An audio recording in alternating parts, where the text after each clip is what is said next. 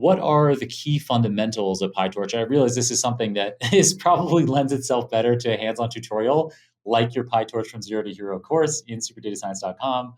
But just kind of generally, what are the fundamentals of PyTorch that you can kind of describe in this primarily audio podcast format?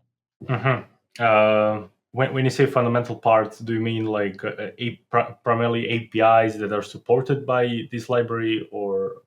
Yeah, I guess so. So if you're getting started in PyTorch, there's probably key things like working with tensors and performing operations with these tensors. So I think those kinds of fundamentals would be kind of the key building blocks of doing any kind of, whether we're talking about a deep learning model or any kind of machine learning model, what are kind of the fundamental building blocks that you work with when you're working in PyTorch?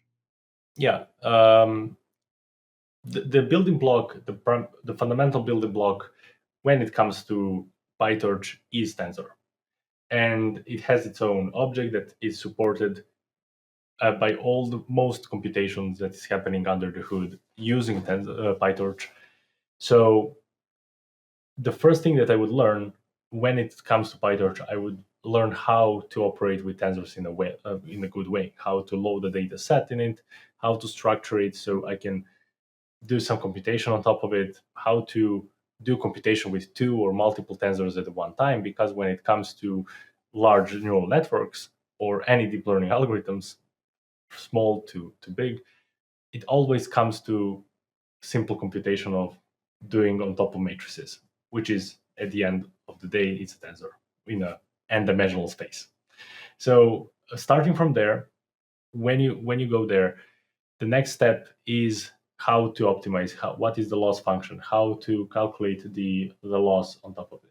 One sec, quickly before you move on to that, I'm just kind of going to recap back to what you've said. Yeah. So the fundamental building block when we're working in PyTorch or actually in TensorFlow is the tensor. And you hear it right there in the TensorFlow name. Yeah. And so I think we should maybe kind of just quickly, you said it there rapidly. You said that a tensor is basically a matrix in an n-dimensional space, but I kind of want to underline that or emphasize that for our listeners that aren't aware of what a tensor is. So a tensor is basically it's an abstraction of the idea of a matrix into any number of dimensions. So you can have a zero-dimensional tensor, which is just a single value, a single number, also known as a scalar. You can have a one-dimensional tensor, which is just a one-dimensional array. Like you could think of that as like a column of information, like a column of numbers in a spreadsheet is an array, is a vector tensor, an array. And then a matrix tensor is 2 dimensions, and that's like the most common, probably, if you think about like the most canonical kind of tensor shape, it's 2 dimensions. But tensors are more than just zero-dimensional scalars, one-dimensional vectors, two-dimensional matrices, because it is exactly as you said, and that I'm now highlighting, it's this abstraction into any number of dimensions. So you can have a 3-dimensional, 4-dimensional, 5-dimensional, 100-dimensional tensor in theory, though I don't think we see 100-dimensional tensors in practice in machine learning very much. Yeah, maybe somewhere. I never saw it myself. Yeah. But like it's the 3-dimensional tensors is really common these days, and that is an image. So any computation on top of images is basically 3-dimensional. A color image, because you exactly. have that color, of course. Yeah, well, yeah. If you put a third dimension 1, so you don't have more than grayscale, so it's kind of still 3 dimensions. Right. So you're saying that even if you're working with a black and white image, you would define it as a 3-dimensional tensor, but one of those dimensions has a depth of 1.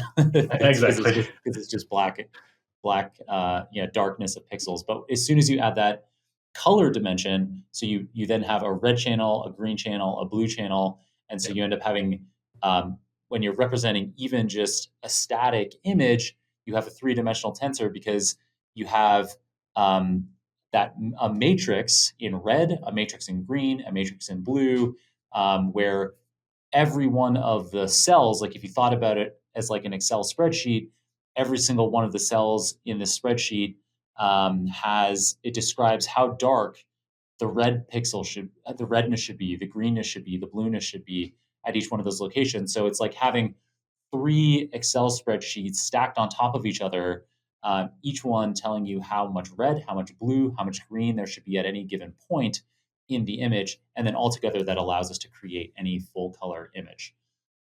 Yeah, so that's your three-dimensional tensor.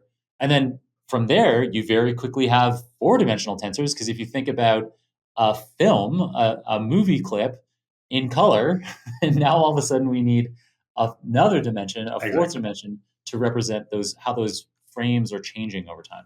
Yeah, and like when it comes to that, you also have these days, especially when we have amazing algorithms for computer vision and to optimize on a 3D scans of, for example, lungs.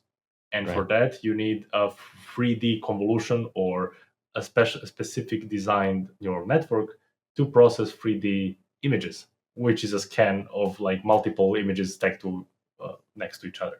So yeah, both basically video or in healthcare, you have a lot of in radiology, especially these days when you are processing scans in 3D.